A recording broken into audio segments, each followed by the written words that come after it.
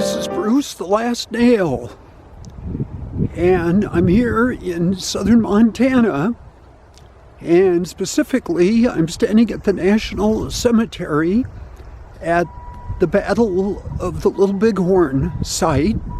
This is part of the cemetery. Here, I'm going to turn the camera around. This is the cemetery here. Now, these are not the soldiers or the natives that were killed during the battle. This is just part of the National Cemetery, and I think this is filled, so they're not taking any more internees. But if we look up this way, you can't see it right now, but Last Stand Hill would be in this direction. So there's Keely, and her and I are going to spend the morning here and just looking around. And this is a very solemn place. This is to the Indian Wars, Little Bighorn, as Gettysburg is to the American Civil War.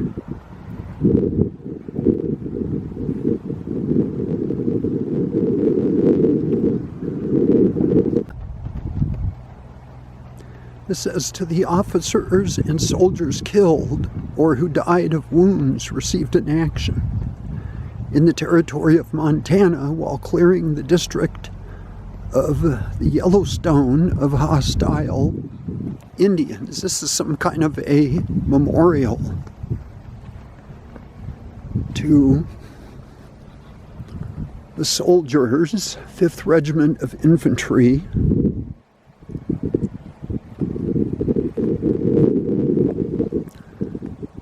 It also has information over here to the right of which battles that they were engaged in during the Indian Wars of the late 1800s.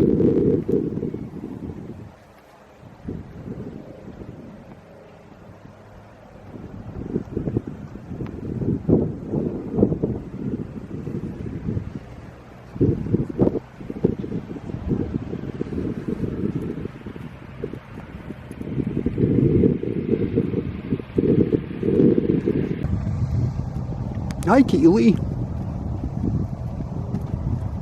This is a pretty large cemetery. Yeah. It's a little bit of a solemn feeling, of course. Yeah. It's beautiful.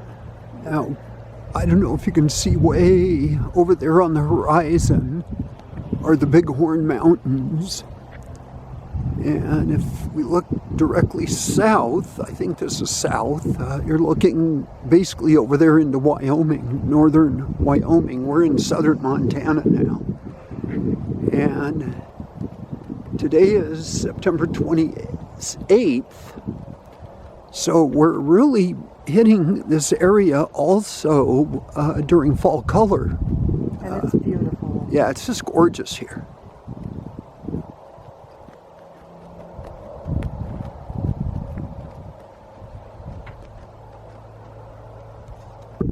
Now, sometimes when I come to a cemetery like this, I'll take a look at one grave marker, and I come to this one. John Manley, captain. He was a captain of the 20th U.S. Infantry, born Mansfield, New York, May 22nd, 1837. Died Fort Assinboine, Montana, July 15th, 1890. So I don't know if he died in battle.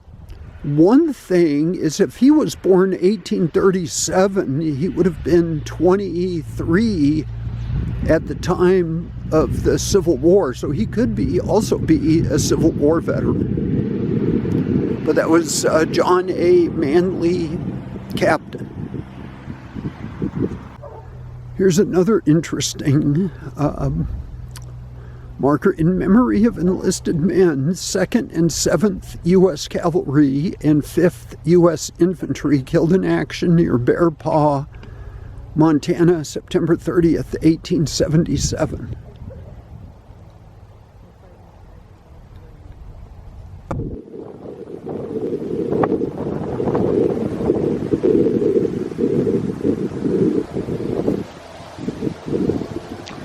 So we were just inside the visitor center,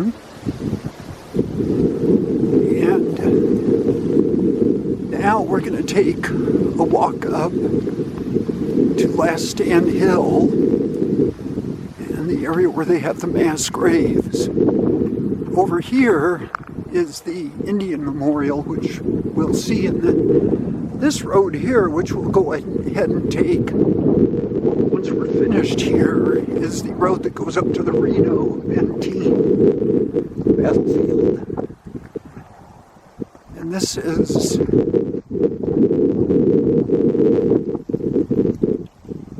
a panorama of the battlefield of the Battle of the Little Bighorn.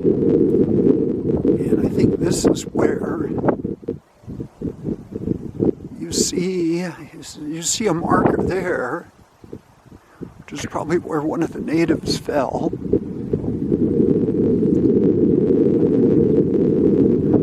This is a very solemn experience. Definitely.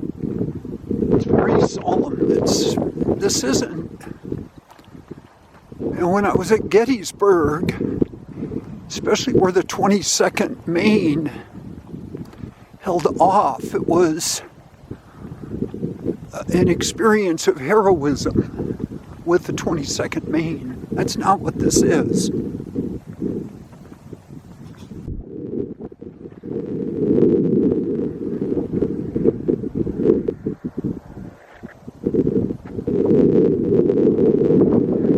There were 60 Northern Cheyenne and Sioux warriors that were killed in the battle. I don't know if you can see this right down there. There's a couple markers for two of the natives that were killed. And up here, fenced off, is Last Stand Hill. Now, each of those markers is where each soldier fell. It is not their grave markers.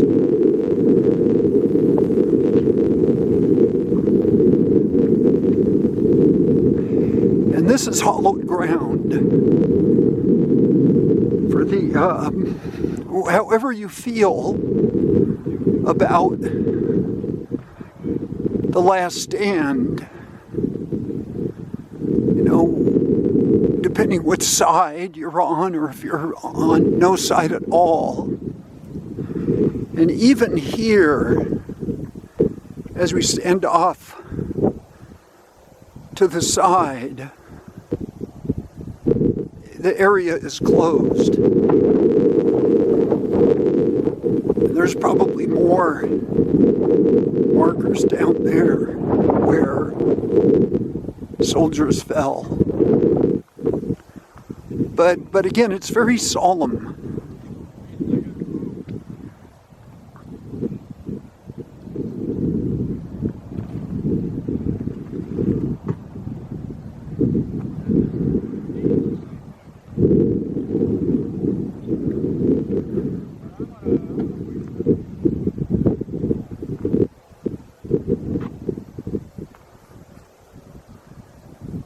Here's one right here. Boston Custer, civilian, fell here.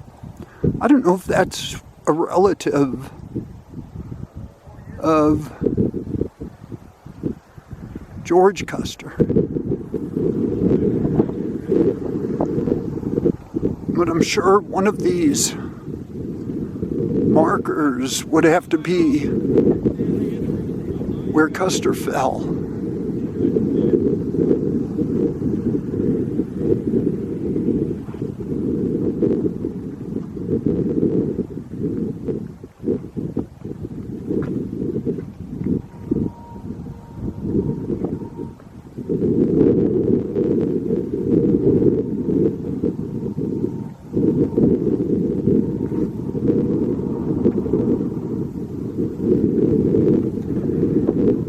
was something that was very real. This is where they fell.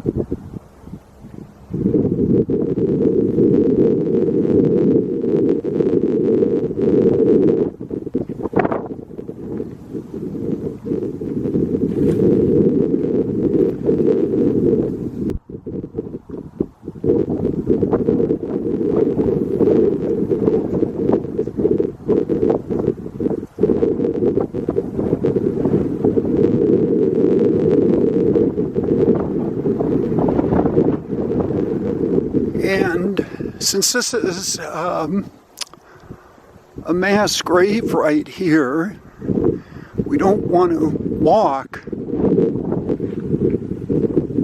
on this. It's got the names of the soldiers.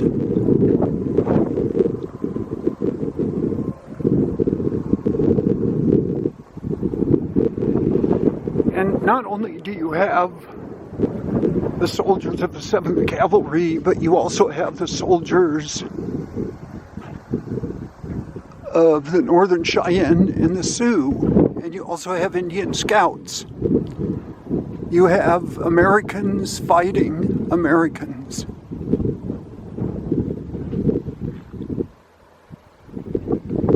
And here's the memorial. That's, of course, me in the way.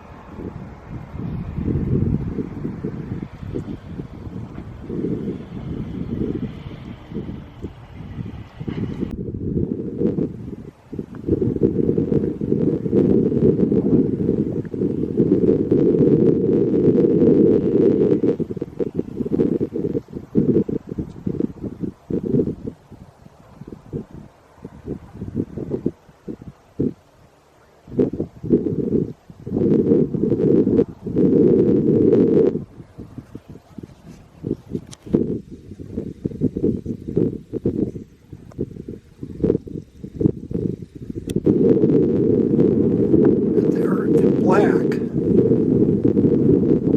is where Lieutenant Colonel G.A. Custer fell and was found.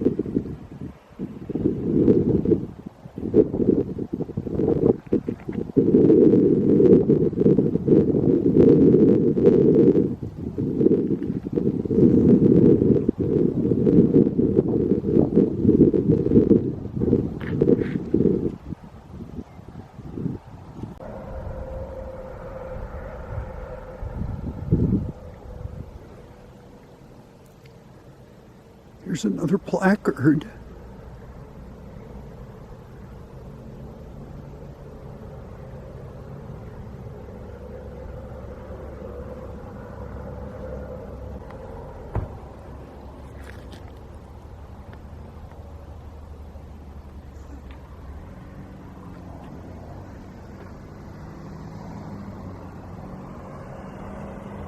So there's the memorial, and here is another area This is the 7th Cavalry Horse Cemetery, in memory of the 7th Cavalry horses killed during Custer's last stand and later buried here in July of 1881.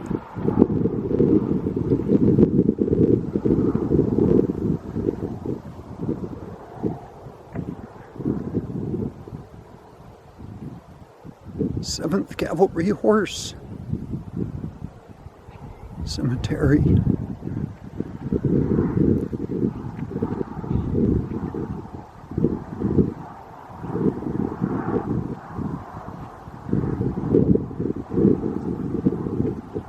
And again, it's a very solemn experience. I'm sure everybody here has got their own thoughts.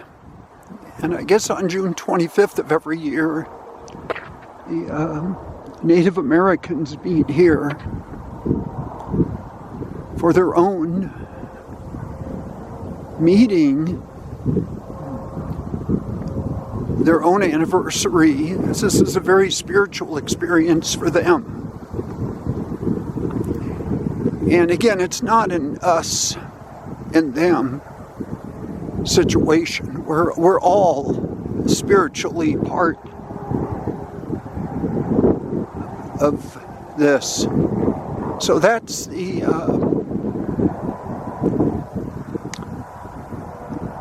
Native Memorial over here, and we'll go here and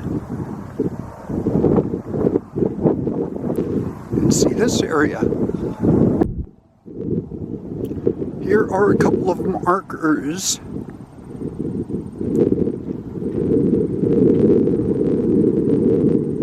Two Cheyenne warriors fell here, and they were defending their way of life.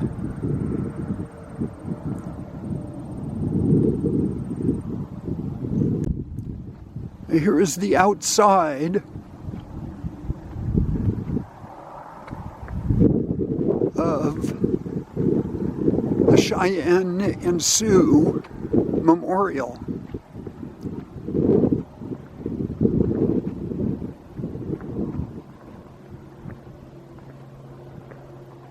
And this, of course, is hollowed ground.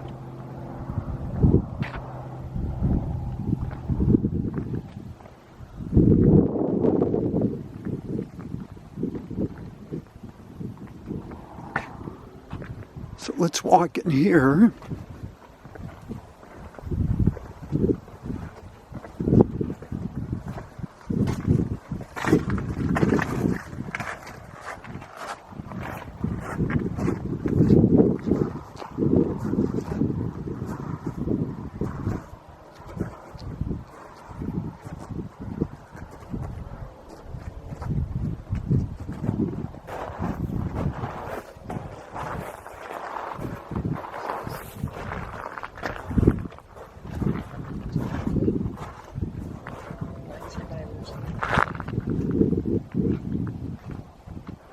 These are probably the tribes that are represented here.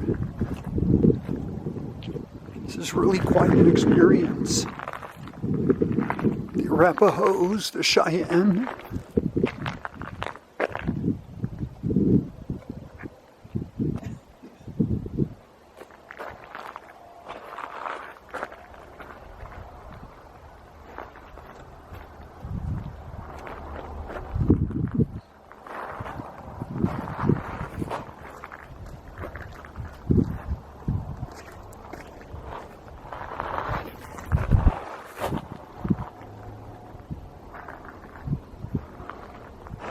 The Oyate. We are allied, Dakota, Lakota, Nakota.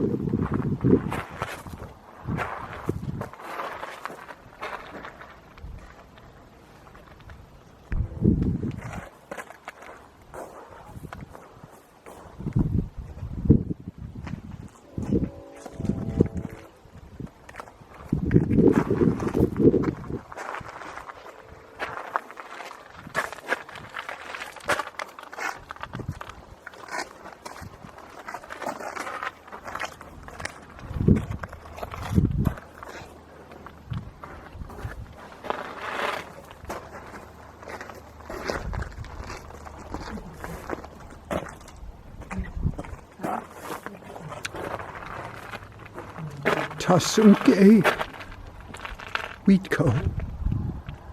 Crazy Horse, 1840 to 1877.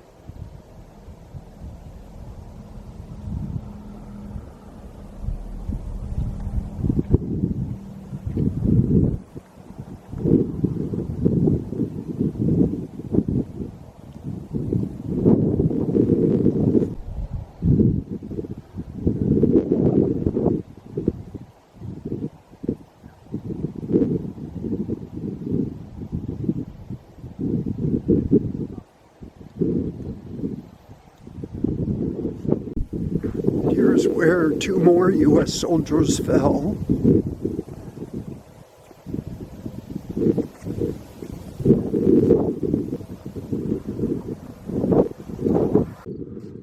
So we're about 3 miles south of the Last Stand Hill area. And this is another part of the official battlefield run by the National Park System. When you come down here, it's a 5-mile road, and you go a couple miles over private land. So there's no markers. And keeping in mind that you're on the Crow Reservation, that you're under the auspices of their law, not necessarily the law of Montana or the law of the United States government. You're under Crow law here. So we'll walk around, see what we've got, but we're on the Reno Benteen battlefield, this is called. So Keely and I are here, so let's walk around. So I'm starting to understand the battle a little bit more now. The Indian village was about 3 miles, around 10,000 Cheyenne, and mostly Cheyenne and Sioux down there. In fact, if you look down at that V, you could see the Little Bighorn River. And somewhere in there, Major Reno's unit, because Custer made a decision to separate into 3 smaller units. Of course, he didn't realize that there was a village of 10,000 natives.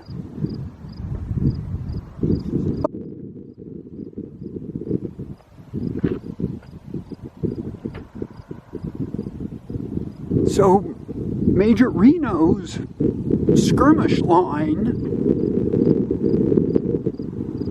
is down in that area where the road is. I think there's railroad tracks down there too.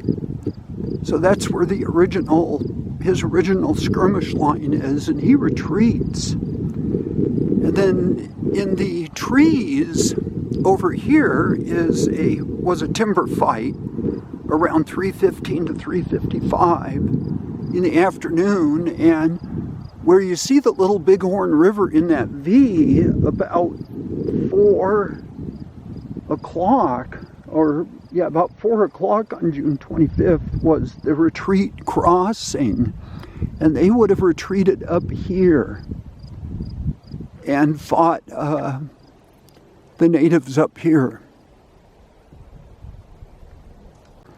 So the native term for the battle is called the Battle of the Greasy Grass. And we're in late September, so a lot of this grass is dying off. But in June, near the end of June, the grass is still green, very green. And if you can see the grass waving back and forth in the wind, it'll have a shiny effect to it. It'll have a greasy effect in the light of the sun. So that's where they probably get the term the greasy grass. And the natives, they'll make a description of where they're at. Not necessarily a name. They probably don't see the river there as the Little Bighorn. Of course, in the background there, as I've alluded before too, are the Bighorn Mountains of Wyoming and southern Montana. And then we are on the Crow Reservation.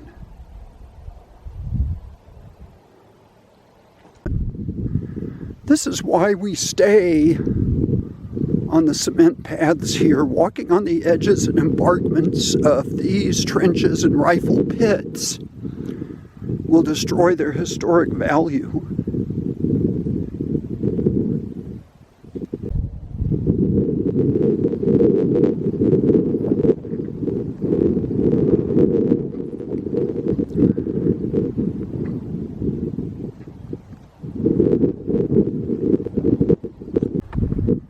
Here's a couple more markers.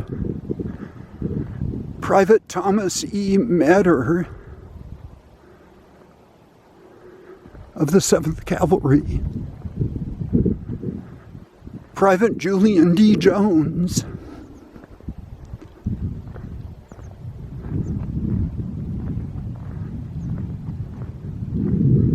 Now I see some way down there in the ravine, I see a red marker, a dark marker, so that could have been a native that was killed. So this is looking north and looking towards the east. Beautiful ground here. And here's the southern end of the Reno-Benteen Battlefield Walk. And I believe this marker here is a marker for a native.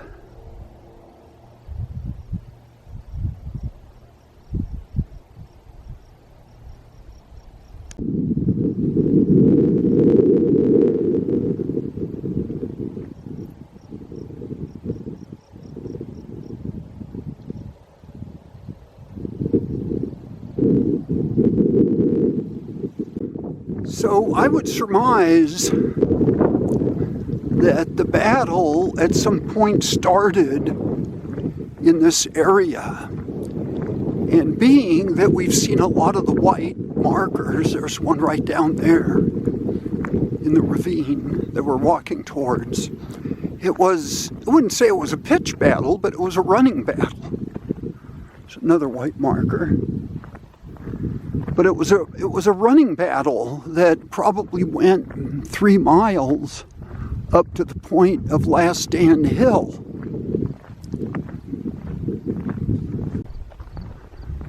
So here we come to another U.S. soldier. Now, this is probably an unidentified soldier who was killed June 25th or 26th, 1876. Unidentified. So now we're at the northern section of the Reno-Benteen battlefield. So now I'm basically looking south. And it is just, the other thing here that's amazing is the historical significance is incredible, but you've got the fall color coming out too in the deciduous trees, which is really a forest down there. There's the Little Bighorn River as it meanders through what I assume would be the Little Bighorn Valley.